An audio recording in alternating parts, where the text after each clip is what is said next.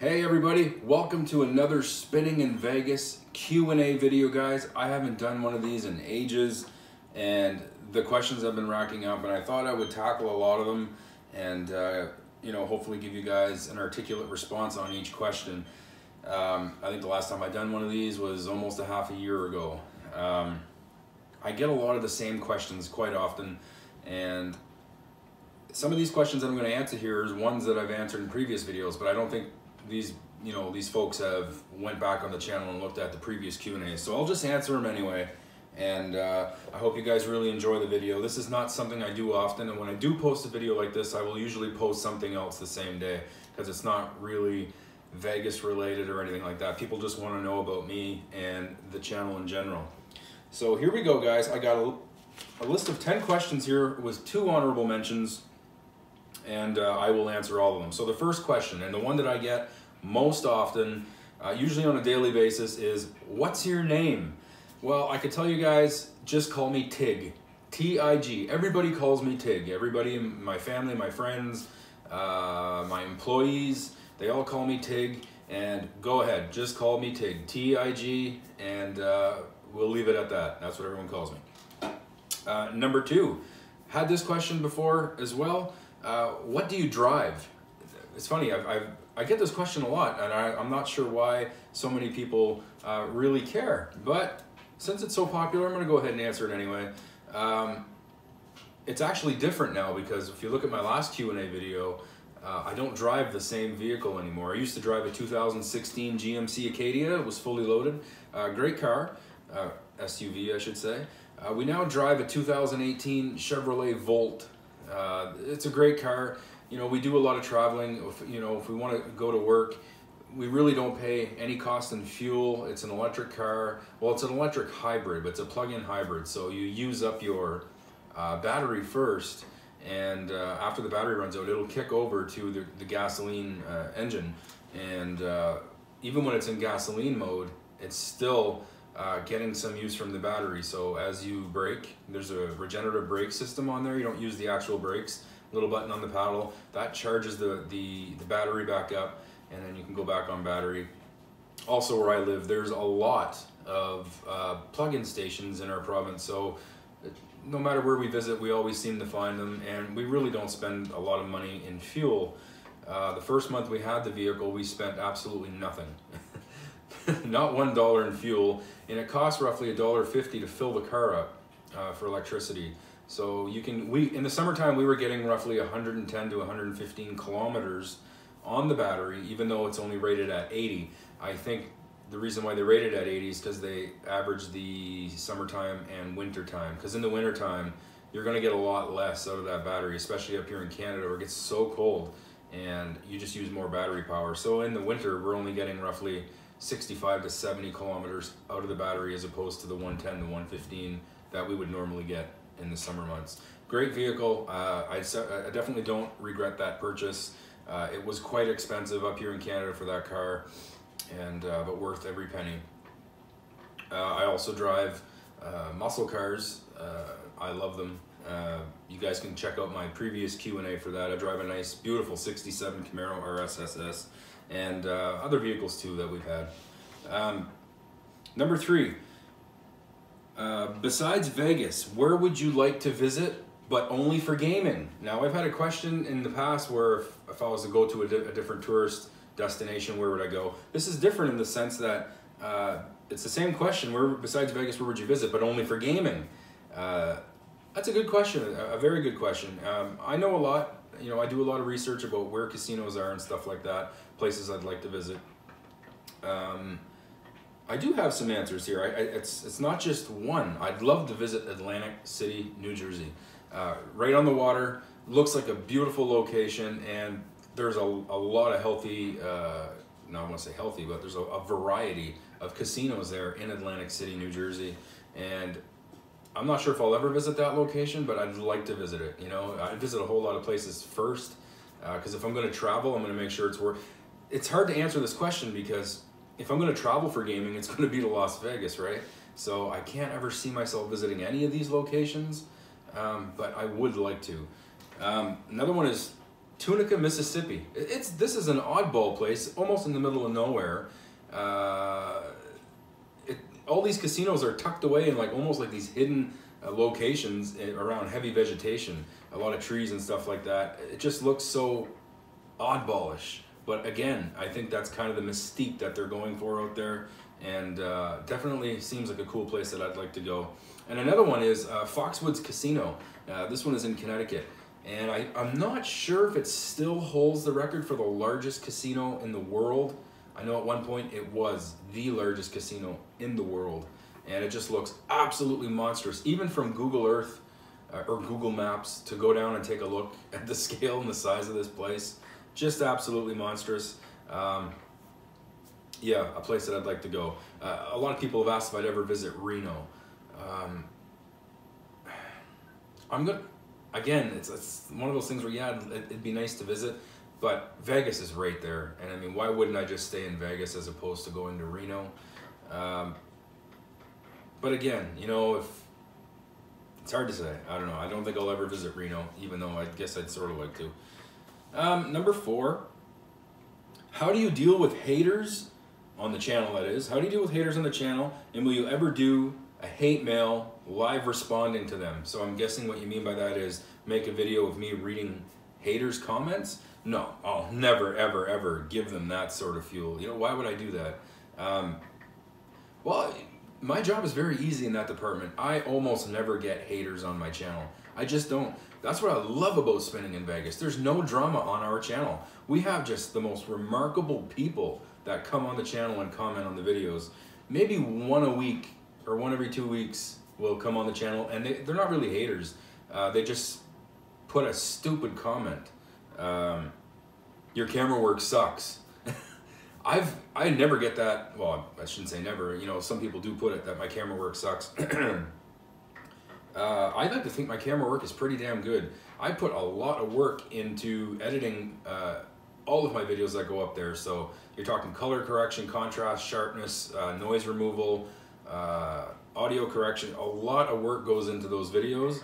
And I've been told many times by a lot of people on YouTube that I have the best quality videos put up there. So, you know, stuff like that. A lot of people are just trolls. Like, you'll click on their account and they're newly created. They got no liked videos, no subscriptions, nobody subscribed to them, no uploads. It's real shady stuff. And I never, ever give in to these stupid people. I really don't. There's no reason to feed any trolls. I laugh it off. Sometimes I'll just put LOL on their comment. I'll leave it there for 6 hours, and it pisses them off. It really does. Like, when I laugh at them, it makes them even more upset. So they're that hateful that they got to do stuff like that. But I just block them. I remove the comment, and that's it.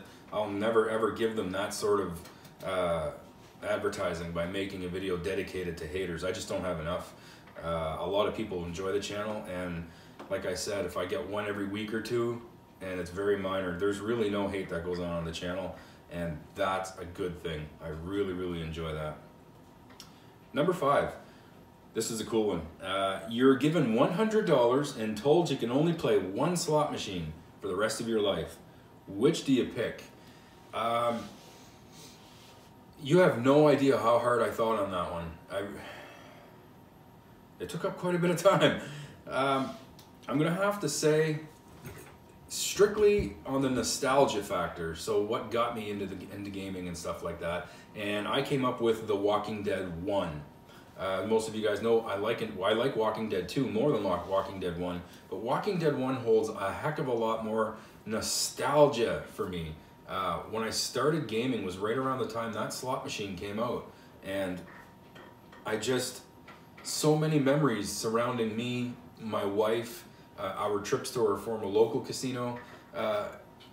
It was the one slot machine that I always leaned towards. Like, if I'd see it in a casino, I was definitely going to head in that direction and play that one first. Something drew me to it, and every time I see the machine now, because we can't find that game locally anymore. It's just been ripped out of the old former locals and stuff like that. Well, I don't play at my local casino. I haven't played there for a couple of years now. And it's a dying breed, at least locally and stuff like that. So when I see it in Vegas, it's just like a tractor beam. I head right for it and I play that one, and that would have to be my answer for that one, simply because of the nostalgia factor, and it was one of the very first slot machines that I really fell in love with. It's a great game. If you haven't played Walking Dead 1, you have no reason to be here watching this video. Get out there and play that game. It's really, really good. Number 6, lower denom, max bet, or higher denom, minimum bet.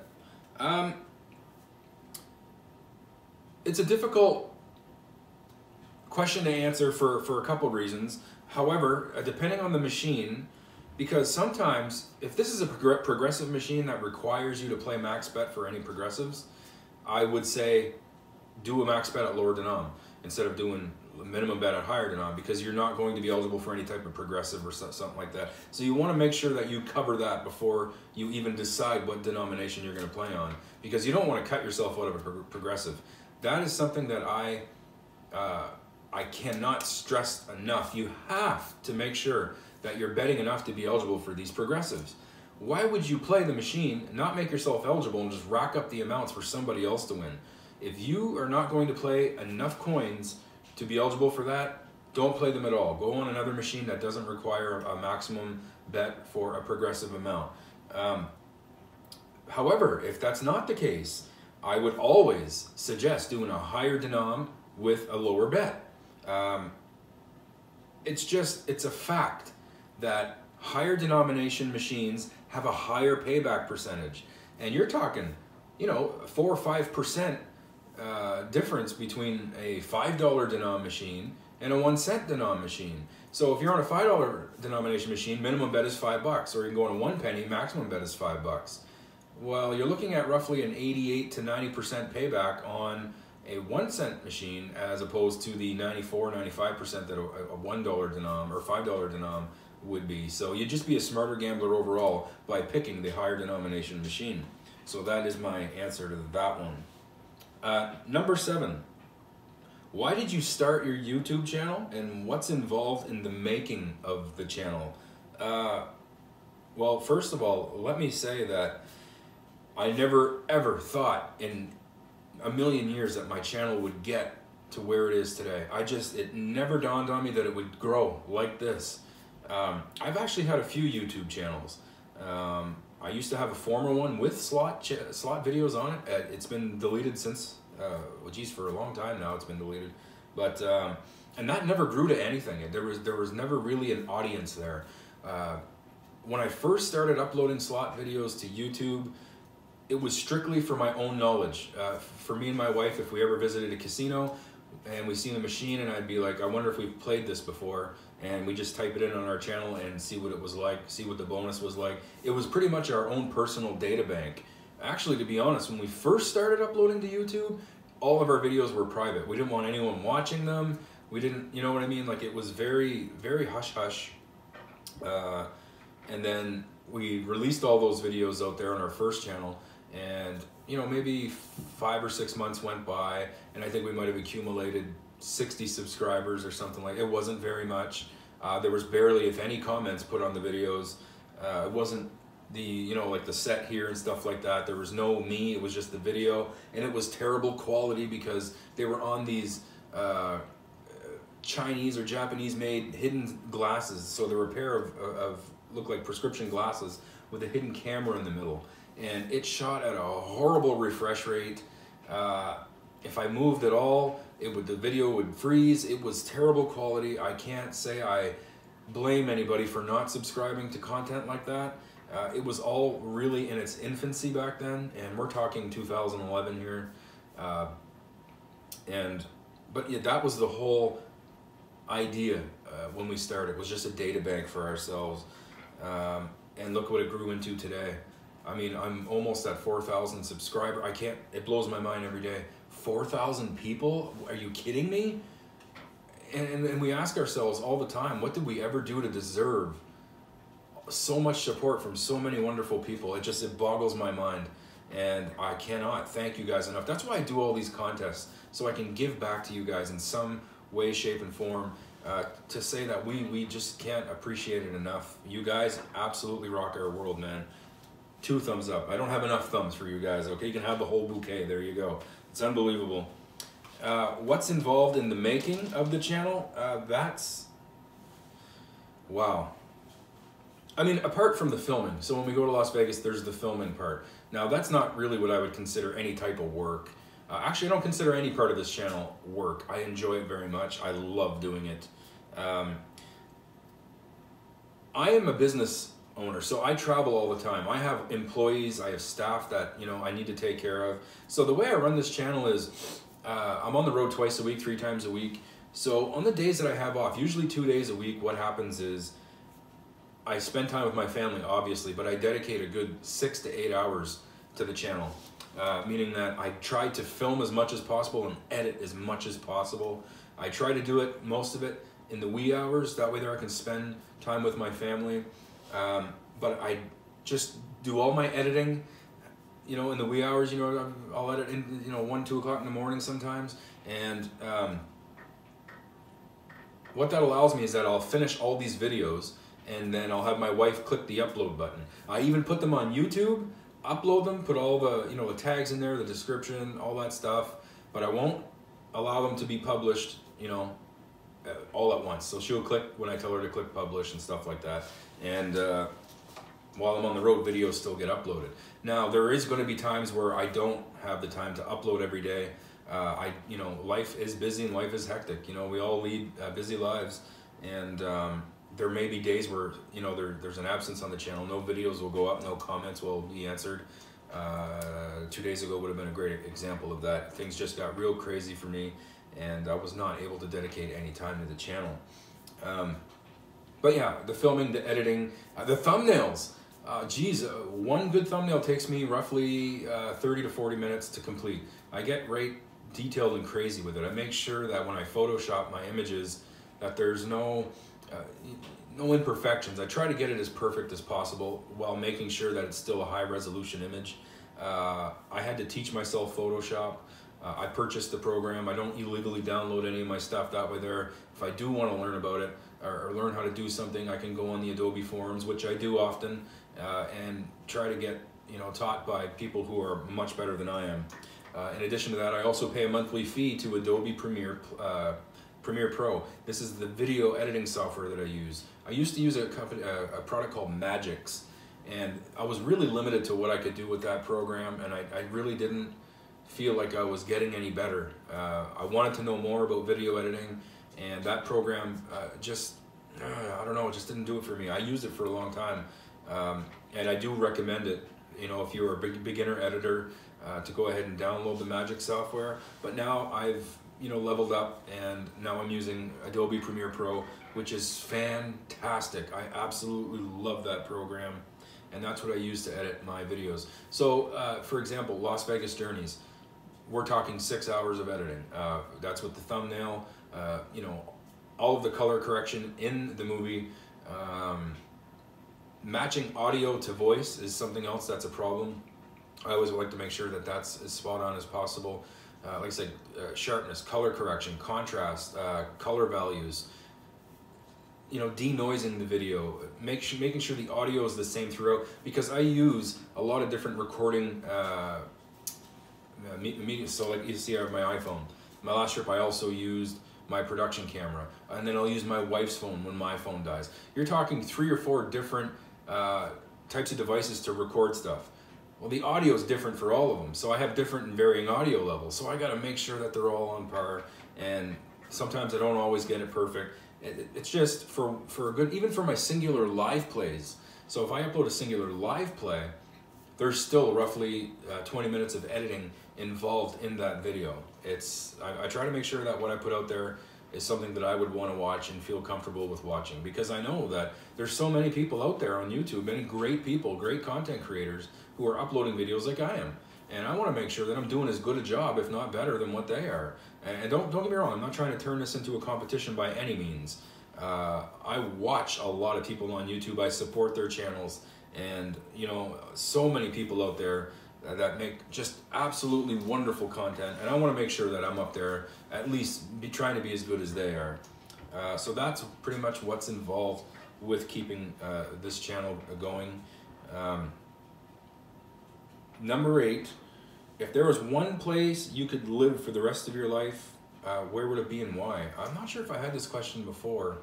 I might have had something along the same lines. I'm proud to be Canadian, don't get me wrong, but I'd love to live in the United States of America. We visited a lot of places in the USA, and no matter where we are, we always feel more at home in the United States than we do here in Canada. We seem to share the same values, the same morals. I find the opportunities to be much more vast in the United States of America as opposed to Canada. Like I said, and you guys probably know, I'm in business, and the markets and the opportunities and the customer base is so much more vast, and you really can't compare the two. As part of my ongoing, I don't want to say it's ongoing, but I do market research quite often in business, and I won't lie to you, I've done market research in different places in the US, and it's just scales above anything I could find here in Canada.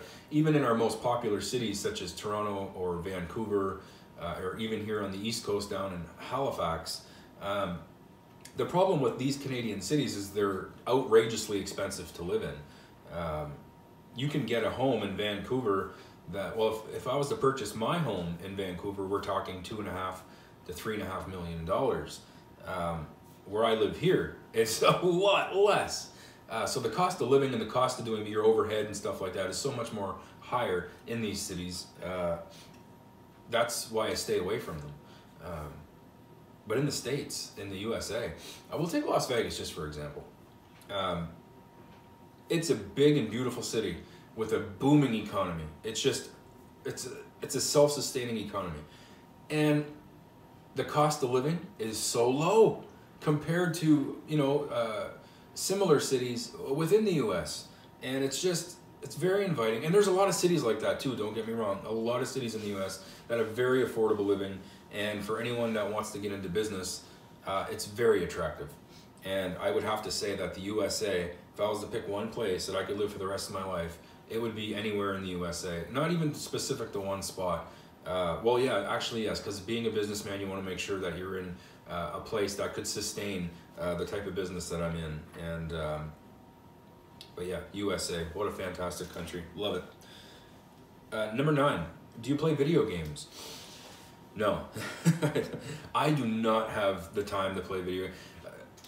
I used to play a game called like Diablo 3 and stuff like Diablo 2 back in my younger days when I wasn't so busy and stuff like that. I do enjoy, however, watching my kids play. Like if I spend time with my kids, they'll play games from time to time, and I'll sit down and watch them, and occasionally play with them too. But no, like for me to sit down and say, "Oh, I got 2 hours to kill here. I'm gonna go play some video games." No, I don't find it a waste of time. I'm the type of person that likes to be productive, and I like to make sure that what I'm doing is bettering my life in some way. And video games just don't make the cut quite like it used to whenever I was younger. Now, don't get me wrong, I'm not shitting on video games. I'm really, really not. I mean, there's people out there making millions of dollars on YouTube playing video games, all right? I think that if you're a child, if you're young, you have time to kill, you've done all your responsibilities in the run of a day, you went to work, you come home, everything's taken care of, and you got 2 hours to kill. How you want to spend those 2 hours is completely up to you. If video games is your escape, fantastic, enjoy it, man. It's just, like I said, not for me. I guess one could argue that slot machines is gaming, and in that sense, I do play video games. I play slot machines. So yeah, there you go. Number 10. What does the future hold for spinning in Vegas? Again, I was thinking about it, and more of the same. Obviously, the Las Vegas journeys are never going to stop. There will always be an episode coming up. And slot live plays, Vegas suggestion and tip videos, reviews, stuff like that. But what I do plan in the future is meet and greet videos. I'd love to do meet and greet videos. So or group pulls, I guess you could say, rather than meet and greet. So many people ask me if I do meet and greets on the channel. Oddly enough, I don't have that marked here as a question, so I'll kind of answer them in the same thing. So meet and greets. A lot of people ask me if I do meet and greets in Vegas. A lot of people want to meet me, and that's really cool. I love it. Love meeting people, love talking to people. The only thing with meet and greets is I don't schedule a specific time. And the reason why I don't do that is because we have such a strict itinerary to begin with. We try to follow that as best we can. So what I tell people is, well, the itinerary for this day says that I have 2 hours of slot play dedicated between the hours of 1 and 3 o'clock at this casino. So if you just show up at that casino, just take a look around for me, and I will be there. And if I tell you I'll be there, I will be there. I haven't not told somebody before that I would be somewhere and then I didn't show up. I always met the people that wanted to meet me in Vegas. I would never ever show somebody up like that. I would just, and if I didn't find you in that 2 hour time frame, I would spend an extra 30 minutes to try and find you in the casino. And doing that, I would make myself 30 minutes late for something that I was supposed to be doing. Like I will make sure and be there. I can't tell you where I'm going to be in the casino at any given time, but these casinos aren't so large that you can't find me if you're looking for me. Usually what I'll do is I'll say, well, I'll wear this type of shirt. Usually when I play on the gaming floors now, I wear a Spinning in Vegas shirt. Not this shirt, obviously. But guys, I have pretty easy features, so I'm pretty easy to find. But yes, I don't mind meeting people in Las Vegas. But yeah, group pulls. I'd love to meet up with people. Maybe everybody could chip in. You know, if you meet 10 people and everybody chips in $100, it's $1,000. Maybe we can go do $50 a spin in a high limit room, and you know, try to win these monstrous jackpots. I think that would be a great idea for the Spinning in Vegas channel. Also, something that I plan on doing in the future is going live. So if I'm in Vegas, I will go live for an hour, play slot machines live for you guys to enjoy. And I see a lot of people doing it now. I always chime in when I see somebody on my subscription list that's live. I'll go on, check it out, talk with them. And it's just a really great vibe. Everybody's there at the same time, all together. And it's a whole lot of fun. You get to cheer on the person that's playing the games. And it's just so much fun. So that is something that I'm going to do in the future as well. And God knows what, you know, things can change on a dime, and the channel can feature new stuff at any given time. So here were some honorable mentions that I got. Ever played competitive sports was one, and this is something that I briefly tackled on in a previous video. But yeah, I was a boxer for many years. Love boxing. I love the art of fighting. Now, don't get me wrong, I'm not the type of person to go out in the street and pick a fight with somebody. I'm not a contentious person at all. I'm actually I'm a pacifist in the sense that if there's any confrontation in the streets, I will always try to calm the situation down and reason with anybody. I don't like being contentious with anyone. Even if I'm in a bad mood, I will always treat somebody with respect. I've always considered boxing an Olympic sport, a sport, right? So you versus somebody else with a very mutual respect. And that's the way I always fought. That's the way I was taught to fight. And I was always very good at boxing. I remember people pulling me aside and saying, "You've got a talent. We should probably channel a lot of your energy." Because in my younger days, in my teenage years, you know, you get the hormones going and stuff like that. Fighting back then was different than what it is to me now. So I would fight with people. I'd go to hockey games and, you know, emotions are running high. We fight. And I remember people saying, especially a coach who pulled me aside and said, "You're a good fighter, you know, but you shouldn't be doing it here. You should be doing it in a place where, you know, it's going to make you a better person." And he was right. So I decided to take up boxing, and I've had fights, stuff like that. I was also a boxing coach for many years. I taught kids how to box, but more importantly, why they should box and the life lessons learned from boxing. You know, I've always said that boxing is also a life learning experience. It's a life lesson. You learn a lot of life lessons in boxing, and always teaching them the importance of why you should fight, the importance of self-defense, patience, and mutual respect. So boxing was one. I also enjoy playing golf, not at a competitive level. I just enjoy being out on the course and hitting the golf balls and just having fun. I love it. That's pretty much it for competitive sports. When I was a kid, basketball and hockey and stuff like that, but I never really got anywhere with that. Obviously, I'm not an athlete anymore. I haven't did any boxing since I was diagnosed with Meniere's disease, simply because if I take a shot to the head, I can't risk any more damage to my ears. It's very unfortunate. It completely killed my boxing altogether. I could coach, don't get me wrong. I really could coach. I just don't have the time for it now. It's something that I miss a lot too. So bodybuilding was also something that I was very much involved in as well. Again, when I got the Meniere's disease, I found that when I lifted heavy, I was blowing pressure up into my middle ear and I would get a Meniere's attack. I remember doing a bench press. I think I had 345 pounds on it, and I got a Meniere's attack that was triggered by pressure.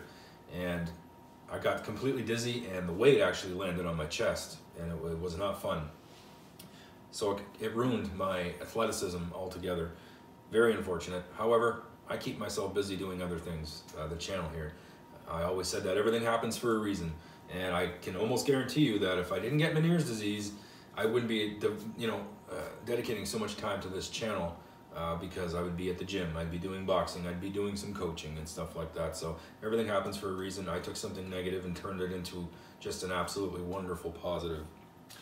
The last notable mention here was explain the stuff in your set. I don't have much to explain really. I got a table, I got a chair. I didn't take this photograph. This was taken by somebody else, and I just took it to my local Walmart and blew it up to poster size. Bought these little lights here and kind of just ran it around to kind of light it up to give a background. Now this is obviously a view from the Chelsea Tower at the Cosmopolitan. It looks like it's right around, I don't know, I'm going to say about between 30 and 40 floors high.